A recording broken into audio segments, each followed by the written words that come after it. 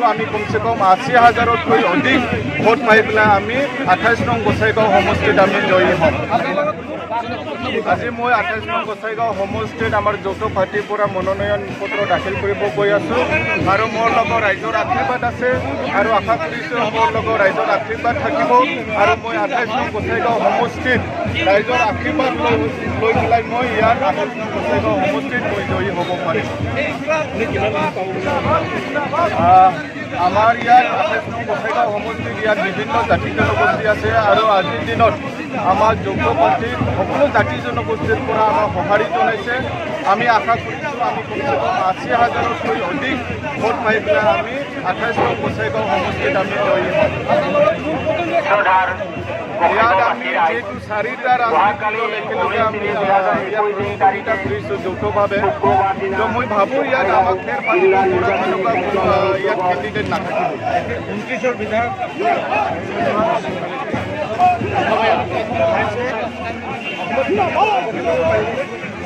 আমি মোটামুটি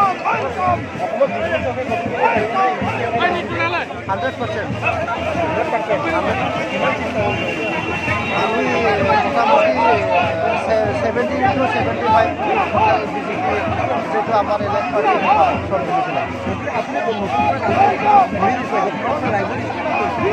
আমার রাজ্য গোটেই জনগোষ্ঠীর আশীর্বাদ দিব।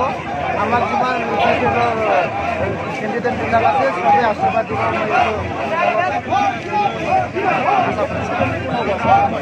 প্রোগ্রাম নাচারি 100% উইনার হয়ে যাব।